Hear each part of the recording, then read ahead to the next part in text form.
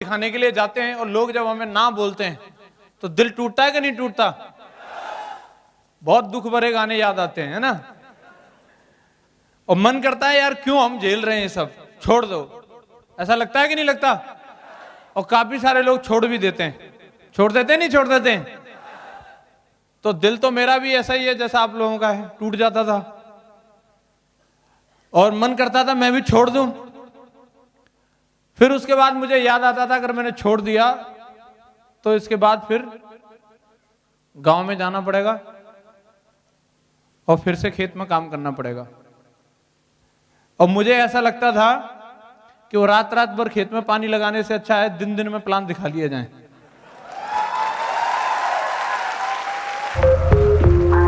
Thank you. मुझे लगता था वो फावड़ा वो चलाने से बढ़िया है फोल्डर चला लिया जाए।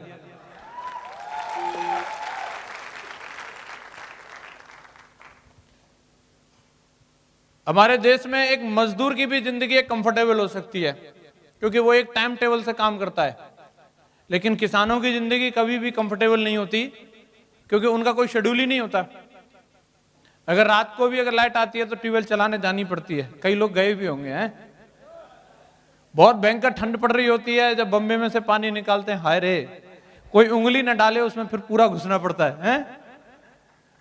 तो मुझे ऐसा लगता था कि अगर यहां काम नहीं किया तो वो करना पड़ेगा और मुझे उससे ये काम बहुत आसान लगता था और इसलिए मैं उधर लौटना नहीं चाह रहा था कभी भी।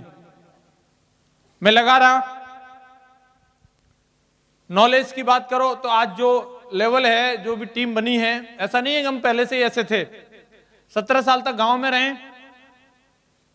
तो गांव की परवरिश जिस तरीके की रहती है वैसी हमारी रही है। मम्मी पापा तो बोलते थे कुछ बड़ा करना है, लेकिन जो हमारे दोस्त लोग हैं और जो हमसे गांव में बड़े भाई लोग जो रहते हैं वो बढ़िया ट्यूशन देते थे।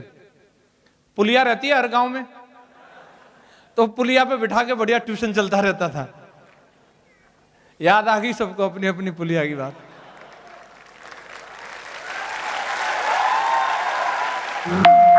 Thank you.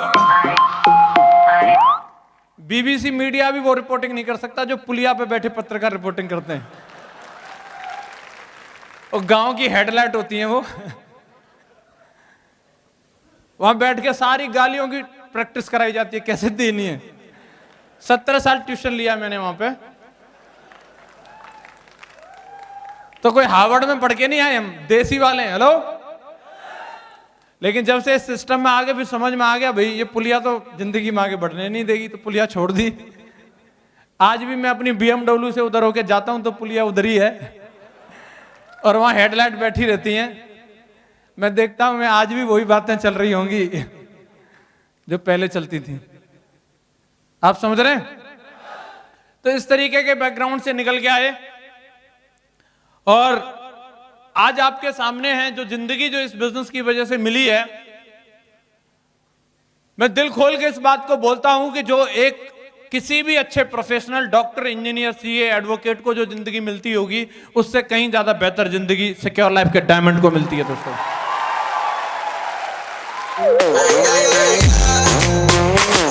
Thank you.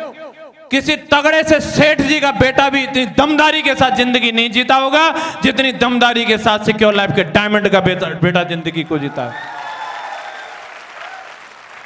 आज दोस्तों अब हम नए नहीं हैं। अब अभी अपनी कंपनी 16 साल पुरानी हो चुकी है। कितनी?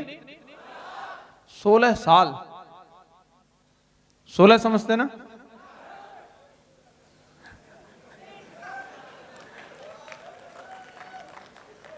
अब तक दब जाते लेकिन अब नहीं दबेंगे भाई। 16वां साल लग गया ना।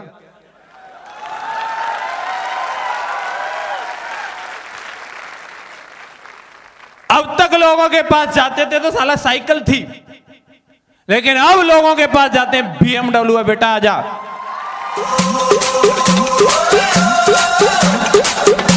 Thank you. अब तक इतने लोग नहीं थे, आज लेकिन चौधरी साहब की 2.5 लाख लोगों की टीम है। 2.5 लाख।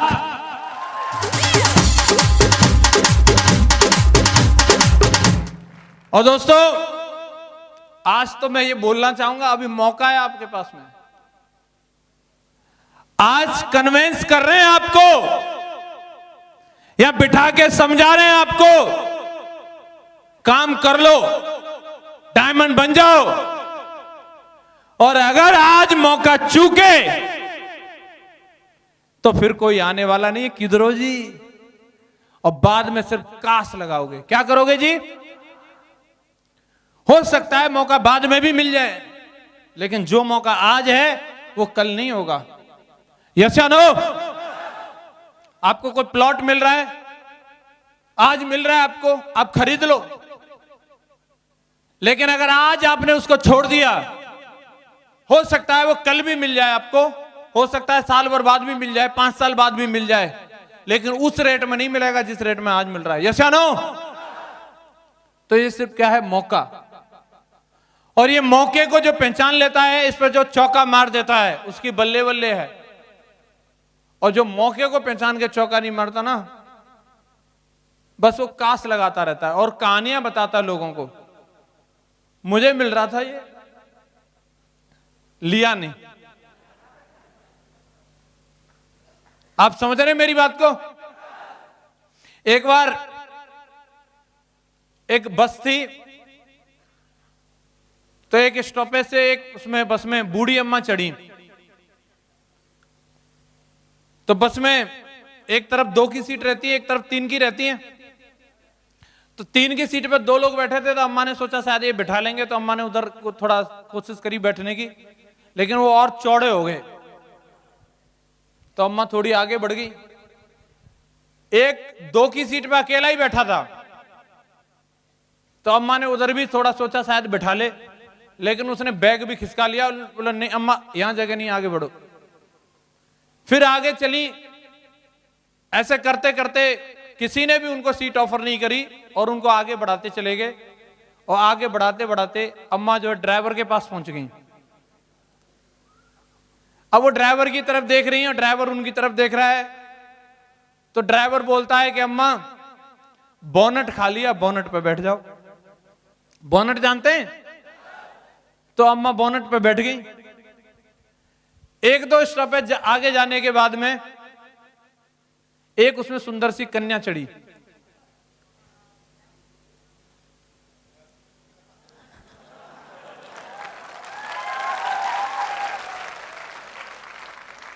कई सोच रहे मेरी बगल में ही आई है क्या? बस में चढ़ी। तो जिस सीट पर 2 मोटे मोटे बैठे थे ना, बिल्कुल पिचक गए। आ जाओ, बोला यहीं बैठ जाए। लेकिन वो मैडम पूरी अदा में थी, देखा और आगे बढ़ी। जिसपे एक बैठा था उसने भी अपना बैग वैग खिसका लिया, शायद यहां बैठ जाएं, लेकिन फिर भी मैडम आगे बढ़ती जा रही है। सारे ऑफर कर रहे हैं, इधर आ जाओ मैडम, यहां बैठ लो, यहां बैठ लो। और मैडम ऐसे देखती जा रही है और आगे बढ़ती जा रही है। जब ज्यादा ही आगे को आती जा रही थी, तो अम्मा बैठी थी बोनट पे। तो अम्मा ने बोला कि बेटी बैठ जा, तेरे पास मौका है, नहीं आना तो तुझे भी बोनट पे ही पड़ेगा।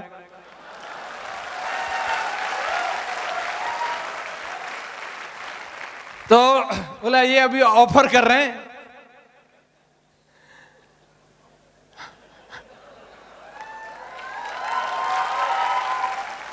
मैं बोलता हूं दोस्तों, आज घर घर में जाकर के हम लोगों को बोलते हैं आ जाओ बनो डायमंड, और लोग बोलते हैं नहीं मैं नहीं करूंगा। तू घुस जा बेटा, तुझे तो बोनट पे आना पड़ेगा, बोनट पे। ये लिख के दे रहा हूं मैं दोस्तों।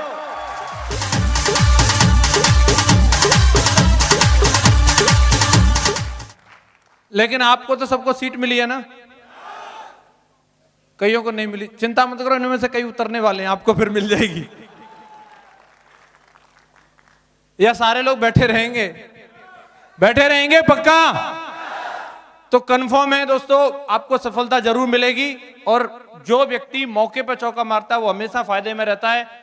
मैंने इस बिजनेस में आज जो भी मुकाम हासिल किया है, मेरे प्लानों की वजह से है। अगर मेरे सीनियर अपलाइन इस तरीके के नहीं होते तो मैं आज इस लेवल पे नहीं होता। श्री विजयपाल सर और श्री माधव सर का बहुत बड़ा हाथ है।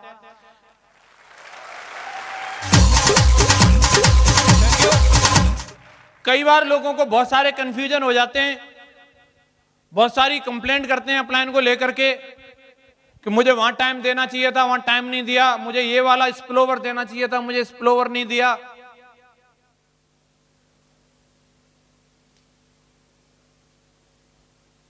पता नहीं लोग अपलाइन को क्या मानते हैं, लेकिन मैं तो अपने अपलाइन को पेरेंट्स की तरह मानता हूं। और मेरा ऐसा मानना है कि बहुत सारे बच्चे बोलते हैं कि भाई मेरा वो दोस्त है वो कोटा में पढ़ रहा है, उसके पापा ने उसको पुणे पढ़ने के लिए भेजा है, और अगर मेरे पेरेंट्स मुझे कहीं नहीं भेज पा रहे हैं तो मैं एक ही बात मानता हूं, अगर उनका सामर्थ्य होता तो मुझे लंदन भेजते।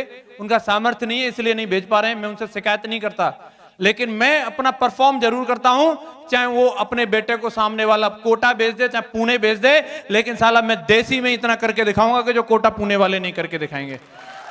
मुझे कभी भी शिकायत नहीं रही कि मेरे अपलाइन वहां नहीं आए, मेरे साथ ये नहीं किया, कभी वो नहीं किया। मैं हमेशा ये मानता हूं उनके लिए जो बेस्ट हो सकता है वो मेरे लिए हमेशा किया है, और उसी के दम पे आज तक भी अपने लेवल पे नंबर 1 की परफॉर्मेंस रही है, और आगे भी मेरा वादा है नंबर 1 की रहेगी, आगे भी नंबर 1 की रहेगी दोस्तों। इसमें कभी भी कम होने वाला नहीं है। सिस्टम के लिए बिल्कुल हमेशा पूरी तरीके से श्रद्धा है। सिस्टम ने सब कुछ सिखाया है। आज जो आपके सामने मैं खड़ा हूं, हम कभी सोच नहीं सकते थे, जिस बैकग्राउंड से निकल के आए हम जिन सब चीजों के बारे में कभी जानते नहीं थे, जो आज जिंदगी को जी रहे हैं। और अगर ये हुआ है तो सिर्फ और सिर्फ सिस्टम की वजह से हुआ है, और कोई कारण नहीं है। दूसरा सिर्फ और सिर्फ ये सिस्टम है और यहाँ के जो लोग हैं।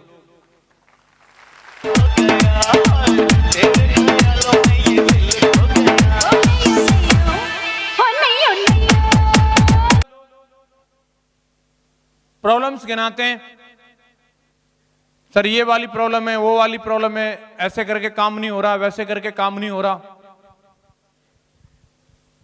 आप जो भी चीज बोलें, जब हम लोग कोई भी व्यक्ति किसी भी लेवल पर रहेगा तो जिस सिचुएशन से आप निकल रहे हैं कभी ना कभी हम लोग भी निकले होंगे, यस या नो।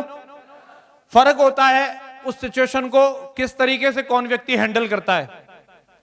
एक व्यक्ति जब भी उसके सामने प्रॉब्लम आती है उसमें वो टूट जाता है, और एक व्यक्ति जब प्रॉब्लम आती है तो प्रॉब्लम को तोड़ देता है। हम कह सकते हैं यहां पे कि साहब मेरे पास पैसा नहीं है, सर बहुत गरीबी है, सर बिल्कुल भी पैसा नहीं है। तो आपको क्या लगता है हमारा स्विस बैंक में अकाउंट रहा होगा कि जो हम वहां से निकालते रहते थे? पैसे की किल्लत, पैसे की दिक्कत हमारे साथ में भी थी, और जब पैसे की दिक्कत रही तब ये इरादा और मजबूत हो गया कि ये पैसे की दिक्कत है और ये नौकरी से या फिर किसी दूसरे काम से खत्म होने वाली नहीं है। ये तो सेब शॉप से जो 8 लाख आएंगे उन्हीं से ये किल्लत खत्म होने वाली है, उन्हीं से ये किल्लत खत्म होगी। लोगों ने ना बोला तो लोग घर में बैठ जाते हैं कि उसने ना बोल दिया, ना हमको भी बोला, लोगों ने स्टैंप तक पे लिख के दिया, लेकिन कोई भी चीज झुका नहीं पाई। अगर बंदे ने ना बोला तो उसे प्रॉब्लम नहीं समझा, उसे चैलेंज के रूप में एक्सेप्ट किया कि बंदा बोल रहा है कि जा मैं नहीं जुड़ता, तू डायमंड बन के दिखा दे। और हमने यही बोला कि बेटा मैं अपने बाप की औलाद नहीं जो बन के नहीं दिखाया, तुझे जरूर बन के दिखाऊंगा। टीम भी टूटी, लोग भी गए, और हमेशा एक ही माइंडसेट रखा कि जब तू मेरी टीम में नहीं था उस दिन भी मुझे डायमंड बनना था, और आज अगर तू नहीं भी रहेगा ना तो भी मुझे डायमंड बनना है। तू मेरी डायमंडशिप को डिसाइड करने वाला नहीं है। कोई भी बात जो आप बोलो, बहुत जल्दी लोगों का दिल टूट जाता है, अपना भी टूट जाता है, लेकिन हमें बता दिया था कि इमोशनली बहुत स्ट्रांग रहने की जरूरत है। तो जब भी टूटा उसको असेंबल किया, लेमिनेशन करके चिपका लिया, फिर चल दो काम पे। क्या दिक्कत आ रही है? काम तो करना है ना, यस या नो। हमारे लिए हमारी सफलता बड़ी है या हमारे लिए हमारी प्रॉब्लम्स बड़ी हैं? जो व्यक्ति सफलता चाहेगा जल्दी उसकी सारी प्रॉब्लम खत्म हो जाएंगी, और जो व्यक्ति अपनी प्रॉब्लम में उलझा रहेगा सफलता तो कभी मिलने वाली है नहीं, आखिरी सांस तक भी वो प्रॉब्लम ही करता रहेगा। प्रॉब्लम को बुलाने का, प्रॉब्लम को खत्म करने का अगर कोई जरिया है तो सिर्फ एक है, काम पे निकलो। क्या है जी? आप काम पे जाइए, और जितनी गुस्सा आप दिखा सकते हैं आप काम पे निकाल दीजिए। लेकिन लोगों को मैं देखता हूं बाहर मार्केट में साला कुतिया नहीं पूछती उनको, और वो मर्द बने घूमते रहते हैं। और मर्दानगी भी देखिए ज्यादा दूर के नहीं, वो सिर्फ बीवी के सामने मर्द रहते हैं, उन्हीं को बार बार कंफर्म करते रहते हैं, और उसको ऐसे बोलेंगे मेरे लिए ये ला, जैसे वो बादशाह अकबर हो। गर्म पानी नहीं किया, ड्रामा बना देते हैं, पूरा भगवान शिव की तरह तांडव कर देंगे। ऐसे मर्द होते हैं।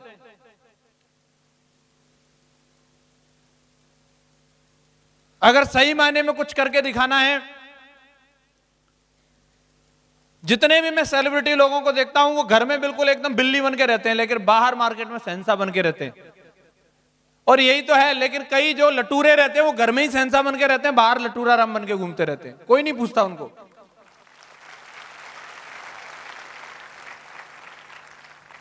घर वाले यार वो तो आपके ऊपर डिपेंडेंट हैं, उन पर नेतागिरी दिखाने का क्या मतलब बनता है?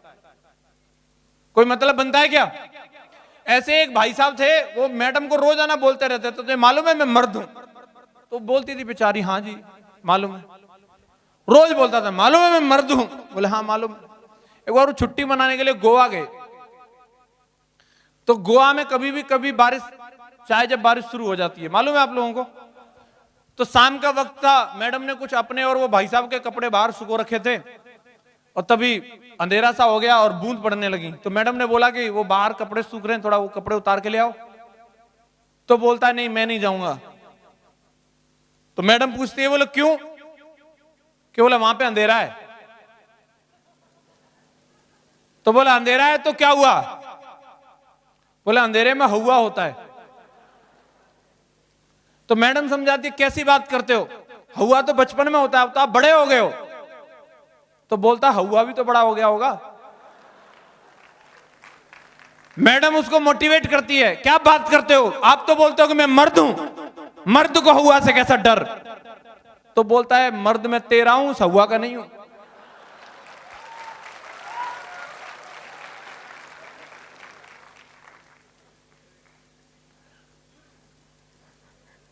तो मर्द हैं तो सबके लिए या केवल बीवी के लिए?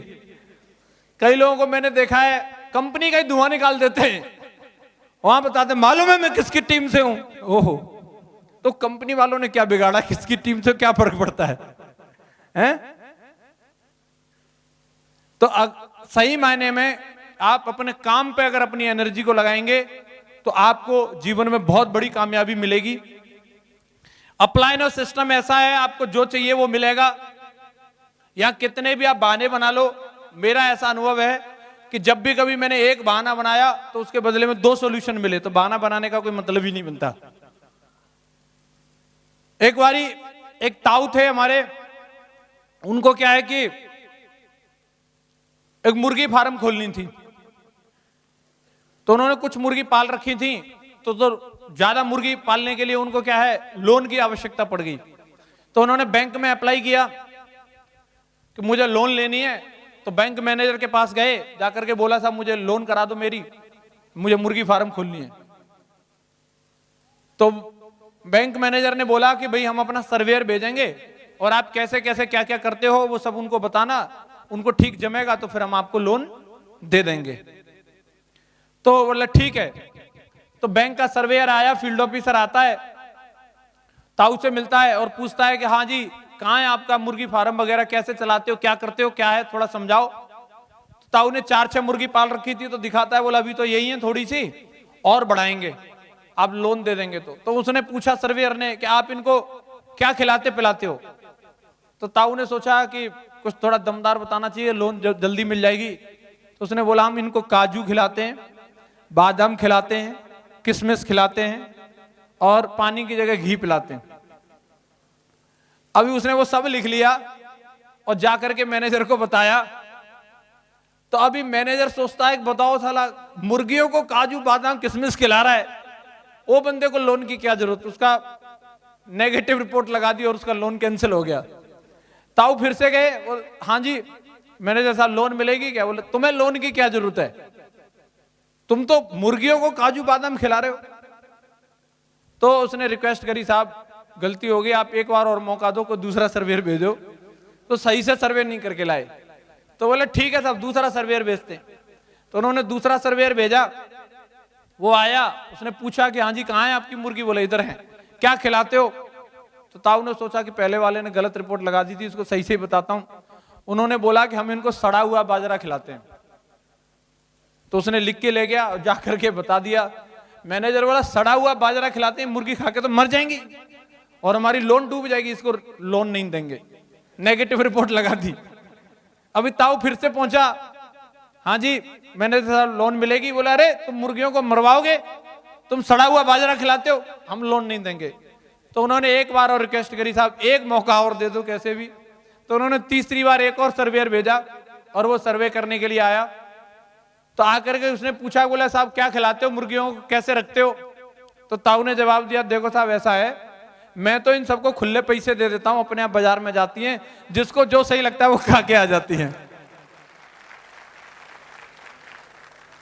तो यहां बचने वाला कोई है नहीं, लोन पास करनी पड़ेगी। समझ आ रही बात की नहीं आ रही है? मां गुरु जी लोगों के सामने कोई भी कैसी भी प्रॉब्लम लेके चले जाए, मेरा ऐसा अनुभव रहा है कि हमेशा उस चीज का सॉल्यूशन मिलता ही मिलता है। बिंदास एटीट्यूड रख के आपको काम करने की जरूरत है। अगर एटीट्यूड आपका बिंदास रहेगा तो बहुत बड़ा काम आपके साथ में हो सकता है। बात समझ आ रही है कि नहीं आ रही है? काफी सारे लोग हैं अलग अलग चीजों की कॉपी मारते।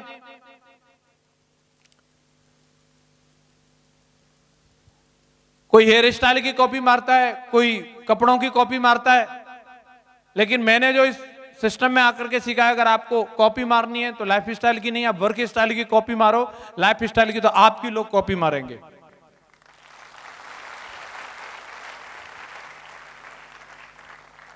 काम करने के लिए समय ढूंढते हैं लोग कि अभी मैं कौन से समय में काम करूं।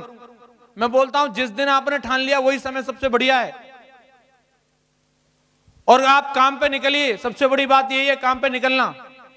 आप घड़ी की तरफ मत देखिए कौन सा समय, सुबह दोपहर शाम मैटर नहीं करता। आप निकल जाइए, कोई ना कोई मिलेगा, किसी न किसी से कुछ न कुछ बात करिए और जो मिलेगा, जो आपके लिए बिजनेस करके देगा, उसका कोई लिमिट नहीं है दोस्तों। हर समय अच्छा है। एक बार एक साधु महात्मा जी जा रहे थे, सामने से एक व्यक्ति आ रहा था फक्कड़ पने में। तो महात्मा जी ने उसको पूछा, बोला भाई साहब आपके पास घड़ी है, थोड़ा देख के बताइए क्या टाइम हुआ है। तो बंदे के हाथ में एक डंडा था और उसने बाबा जी के सिर में मारा एक धाड़ करके और बोलता 1 बजा है। अभी बाबा जी जो ऐसे ऐसे करके कुछ कर रहे हैं, बराबर में एक व्यक्ति खड़ा था। बोले इन्होंने आपको डंडा मारा और आप अभी मुस्कुरा रहे हैं और कुछ प्रार्थना सी कर रहे हैं, इसका क्या मतलब हुआ? तो बाबा जी ने जवाब दिया, बोले मैं भगवान को धन्यवाद दे रहा हूं, मेरा समय सही चल रहा है कि जो मैंने इस समय में इससे टाइम पूछा। अगर 1 घंटे पहले पूछा होता तो 12 डंडे मारता ये। तो जो भी समय है वो अच्छा है। यस या नो? हम कई बार लोगों की तरफ देखते हैं कि भाई ये अपने आप ही जज करने लग जाते हैं। लोगों को बिठा के देखते हैं, अच्छा इसकी मतलब शक्ल सूरत सही है कि नहीं, ये डायमंड बनने लायक है। हम खुद ही फेल पास करते रहते हैं लोगों को। कई लोगों के पीछे तो इतने ज्यादा हम इमोशनल हो जाते हैं, सर पप्पू ज्वाइन नहीं हुआ, सर पप्पू जुड़ जाएगा तो सर 150 डीडी तो उसके पास यूं रखी है और उसके फॉलोअप के लिए हम पता नहीं डायमंड तक सोर्स लगा देंगे। सर आप आ जाओ एक बार, पप्पू को ज्वाइन करा दो। और आपको मालूम है पप्पू हमेशा फेल ही रहता है, वो कोई पास होने वाला नहीं है, उसके पीछे लगने की जरूरत नहीं है। मेरा अनुभव रहा है, जिनके पीछे में लगा रहा, जिनके लिए मुझे लगता था ये तो तोप है, ये तो एटम बॉम्ब है, वो एक पटकनी के बराबर भी कुछ नहीं किया। लेकिन इंसान की जब मेहनत का कोटा पूरा हो जाता है तो उसे डायमंड कभी भी कहीं भी यूं ही मिल जाते हैं दोस्तों। मैं लोगों के फॉलोअप करने पे कहीं भी लगा हुआ था, मैं लोगों से मिल रहा था, लोगों से बात कर रहा था, लेकिन मुझे नहीं लगता था कि मेरी टीम में कोई दमदार बंदा आएगा। कब आएगा, कहां से आएगा मालूम नहीं। एक शाम में ऐसे ही बैठा था, अंधेरा था, सामने चारपाई पे 2 व्यक्ति बैठे थे, वो आपस में कुछ बातचीत कर रहे थे, मुझे उनका चेहरा भी नहीं दिख रहा था। उनकी बातचीत सुनते सुनते मुझे लगा वो बहुत बड़ी बड़ी बात कर रहे हैं, तो मैंने उनको इनवाइट किया अपने प्लान के लिए और उन्होंने मेरा इनविटेशन एक्सेप्ट किया। और अगले दिन जब सवेरे जब वो वेन्यू में आए तो मुझे यकीन नहीं हो रहा था कि ये वही व्यक्ति है जिनसे रात को मैं बात कर रहा था, क्योंकि उनकी बातें और उनका हुलिया दोनों चीज मैच नहीं कर रही थी। वो बात तो बहुत बड़ी बड़ी कर रहे थे, वो अहमदाबाद की, जोधपुर की और पता नहीं कहां कहां की बात कर रहे थे।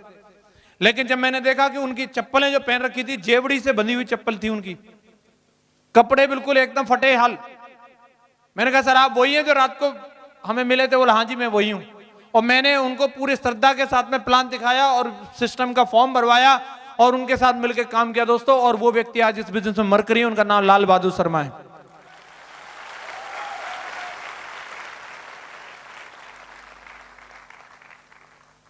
मैं ऐसे ही घूम रहा था लोगों की तलाश में, कहीं से कैसे भी लोग मिल जाएं, कुछ भी उनके साथ में काम करूं कैसे भी करके।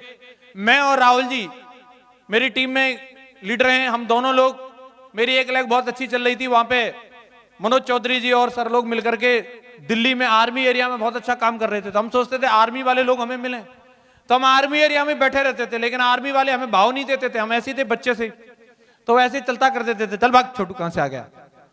तो हमें लगता था कोई दमदार व्यक्ति मिले, और वहीं हम आर्मी कैंटीन के पार्क में बैठे हुए थे और एक व्यक्ति आते हैं, एक फौजी साहब आते हैं हमारी तरफ मुस्कुराते हुए और पूछते हैं और साहब क्या हो रहा है। उनकी मुस्कुराहट देख करके हम उनसे भी ज्यादा मुस्कुराए, वैसे अंदर से तो मुस्कुराहट नहीं आ रही थी पर लेकिन एक्टिंग करने के लिए मुस्कुराए, अरे एकदम बिंदास है, मजा आ रहा है। और वो ये सुन के बोला मजा कैसे आ रहा है?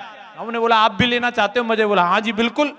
तो शाम को ही नरसिंह ग्रेवाल सर की मीटिंग थी और हमने वो ले जाके उनको मीटिंग में बैठा दिया आगरा में, और वो मीटिंग से इतने मोटिवेट हुए कि उन्होंने ज्वाइनिंग ले ली और आज उनका नाम शैलेंद्र सिंह है, मरकरी बन चुके हैं दोस्तों।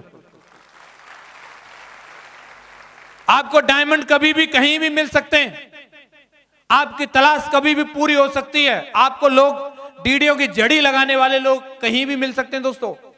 आपको सिर्फ मेहनत को पूरा करने की जरूरत है। मैं जोधपुर में गया था काम करने के लिए, ओमवीर जी वहां पे मेरे साथ में थे, शैलेंद्र जी वहां पे थे। जहां मुझे रूम दिलाया उसकी बगल में एक व्यक्ति रहता था, वो भी उन्हीं की ओमवीर जी की यूनिट का था, और वो व्यक्ति शायद थोड़ा बहुत मेरे बारे में जान गया होगा या जो भी है। उसने अपनी बीवी को समझाया कि ये जो लड़का बगल में रहता है इससे कोई वास्ता मत रखना, ये कोई गलत काम करता है और इससे बात नहीं करना कभी भी।